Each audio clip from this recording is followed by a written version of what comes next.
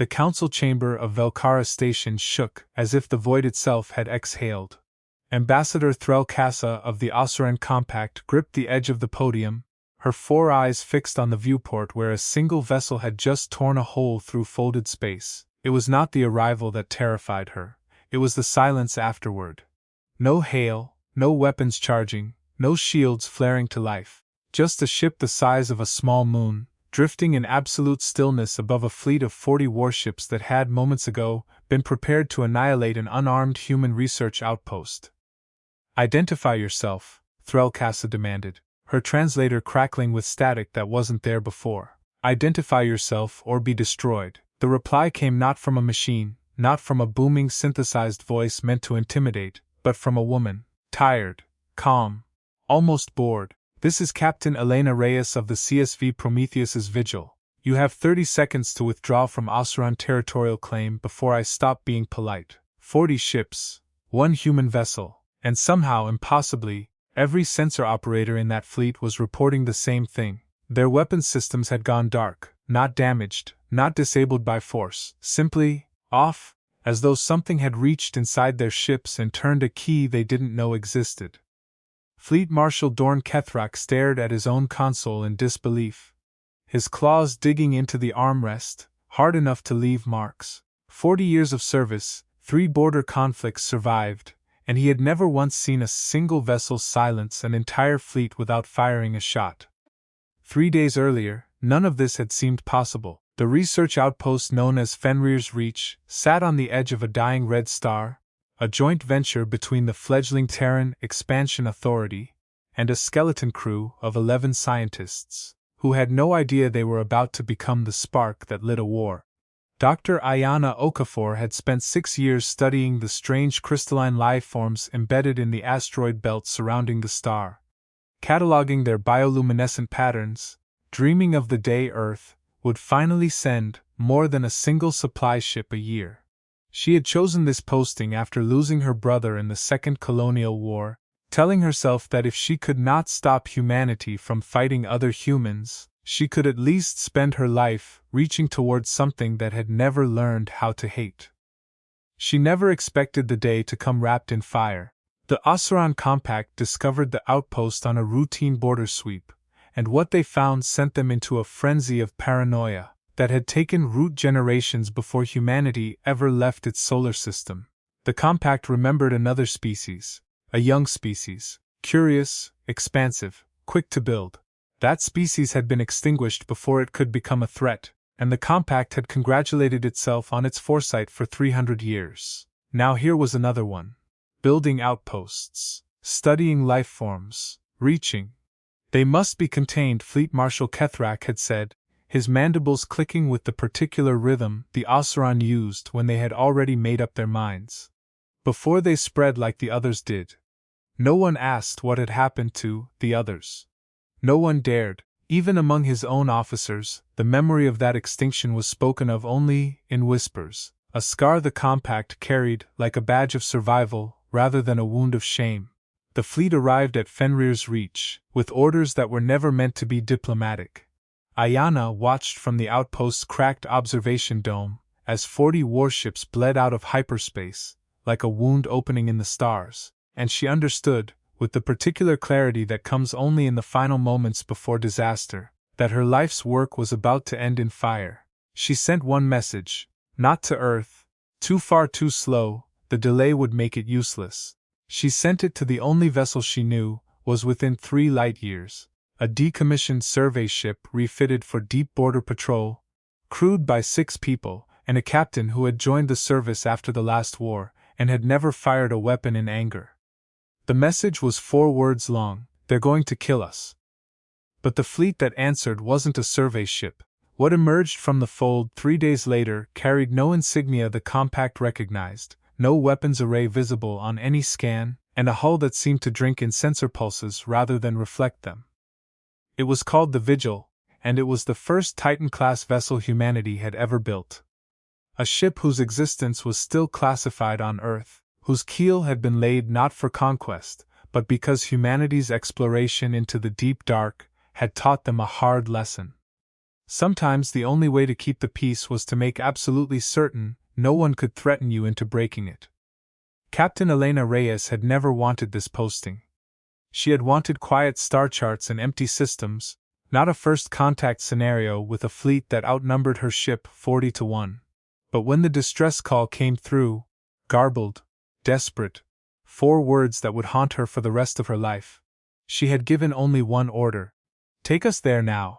Her XO, a broad-shouldered man named Marcus Webb, who had survived the Second Colonial War and rarely spoke unless it mattered, had looked up from his console with something close to alarm. Captain, that's compact sovereign space. 40 confirmed hostile signatures. We don't even know if the Vigil's systems are combat rated yet, we're still in trials. There are 11 civilians about to die, Marcus. Elena's voice hadn't risen, it hadn't needed to. We're going. Nobody knew what the human ship was truly capable of. Not even its own crew. Back on Velcara Station, Fleet Marshal Kethrak watched his tactical display, with mounting horror as one by one, his 40 ships reported the same impossible failure. Weapons offline, engines throttled to a crawl. Even the station's own defense grid had gone dark, as if the human vessel had simply reached across 100,000 kilometers of vacuum and switched off an entire war.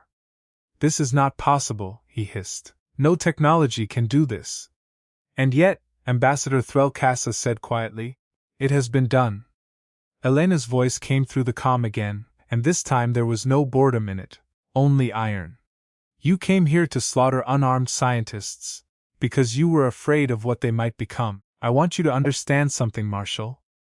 My people didn't build the Vigil to conquer anyone. We built her because 3 years ago, a fleet very much like yours nearly wiped out a colony of 40,000 civilians over a resource dispute, and we decided collectively as a species that we were done being caught unprepared. This ship isn't a threat, it's a promise. We will not start a war, but we will never again lose one we didn't choose. The council chamber fell into stunned silence. You could have destroyed us already, Threlkassa said slowly. Why haven't you? Because that's not who we are. Elena's answer came without hesitation. But make no mistake, if you fire on that outpost, I will not offer a second warning. It was in that moment that the Compact's oldest and most dangerous illusion began to crack. They had assumed, as they always assumed, that a young species reaching for the stars would be reckless, hungry, uncontrolled. They had not accounted for restraint being a choice rather than a weakness. What the Compact didn't know, what almost no one outside a handful of Earth's highest command knew, was that the Vigil's systems hadn't disabled the fleet through brute force or superior firepower. They'd done it through something far stranger, an experimental quantum entanglement dampening field, developed after Earth's own bitter internal wars, designed specifically to prevent the outbreak of large-scale violence between fleets without ever firing a shot. It was defensive. It was slow to charge, brutally expensive to maintain, and it left the Vigil herself completely unarmed for the 11 minutes it took to recharge. Marcus Webb knew this. He watched the countdown ticking on his console, with a knot in his stomach that no amount of training could unwind. 11 minutes of bluff. 11 minutes standing in front of 40 warships with nothing behind their threats but a woman's voice and the hope that the Compact would blink first. Captain, he whispered, if they call our bluff, they won't. Elena didn't look away from the viewport. Fear doesn't calculate risk well, Marcus. It reacts. Right now, every one of those captains is terrified, and terrified people don't run the numbers. They just want the fear to stop. She was gambling everything, her ship, her crew, 11 strangers she'd never met, on her understanding of a species she'd spoken to for less than 10 minutes. On the tactical deck, a young weapons officer named Priya Anand watched the countdown with white knuckles, certain that at any second the fragile bluff would collapse, and the Vigil would be torn apart before her dampening field could recharge. She had joined the fleet dreaming of exploration, not standoffs like this, and she found herself praying to a god she hadn't spoken to since childhood that the captains read on an alien species none of them fully understood would prove correct. 9 minutes remained. Then 8. Somewhere in the Compact fleet, a junior officer aboard, one of the 40 warships broke formation without authorization, his ship drifting backward half a kilometer as his nerve finally failed him, and that single flinch rippled through the fleet like a struck chord, each captain wondering if the ship beside them knew something they didn't. Then Fleet Marshal Kethrak did something no one expected. He stood down. It wasn't mercy. Elena would learn later that it wasn't even fear, not entirely. It was recognition, the specific, bone-deep recognition of one warrior culture seeing another and realizing, with dawning unease, that they had misjudged the nature of the threat entirely. The Asuran had built their entire military doctrine on the assumption that young species were reckless. Humanity had just demonstrated the opposite, a species capable of overwhelming force that chose, again and again, not to use it. "Withdraw the fleet," Kethrak ordered, his voice raw. "Full retreat to the border, now." Threll Kassa turned to the viewport, watching as, incredibly, a species she had been prepared to condemn as a future extinction event instead extended a hand toward the wreckage of a diplomatic disaster that had very nearly become a massacre. "Captain Reyes," she said into the calm, her 4 eyes wide with something between fear and awe, "on behalf of the Asuran Compact, I extend a formal apology to the Terran Expansion Authority. This was a mistake born of old wounds and older fears." "Apology accepted," Elena said.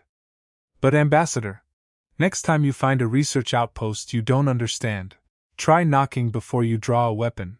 You might be surprised what you find on the other side of the door." Ayana Okafor stood in the shattered observation dome of Fenrir's Reach 3 hours later, watching the compact fleet vanish into the black, and finally allowed herself to breathe. Her hands were still shaking as she keyed open a private channel to the Vigil, not to thank the ship or its systems, but to thank the person who had given the order to come. "Captain Reyes," she said, her voice cracking, "you didn't know me. You didn't know any of us. Why did you come?" Elena considered the question for a long moment before answering. "Because somewhere out there, someone sent 4 words into the dark and hoped someone was listening. I decided a long time ago that if that call ever came, I wasn't going to be the captain who didn't answer it. Ayana would spend the rest of her life studying the crystalline lifeforms of that dying red star, and she would never forget the 4 words she'd sent into the dark or the ship that had answered them, not with fury, but with restraint powerful enough to reshape an entire galaxy's understanding of what humanity was. Word of what happened at Fenrir's Reach spread through a dozen star systems within weeks. Not as a story of conquest, not as a tale of humanity's overwhelming might, but as something rarer and far more dangerous to every empire built on fear, the story of a species that had every reason to become a monster, and chose, instead, to become something worth trusting. Fleet Marshal Kethrak resigned his commission 6 months later, unable to reconcile the doctrine he had spent his life defending with the truth he had seen in Elena Reyes's voice that day. He spent his remaining years advising a new generation of compact officers on a single principle that would come to be known simply as the Reyes Doctrine. Restraint is not weakness, it is the discipline of the truly powerful. The Asuran Compact never forgot the lesson the Vigil taught them that day. And somewhere in the depths of the Compact's own council archives, a single line was added beneath humanity's newly created diplomatic file, words that would define the galaxy's understanding of Earth for generations to come. They had the power to end us. They chose to save us instead. Never mistake their mercy for weakness again.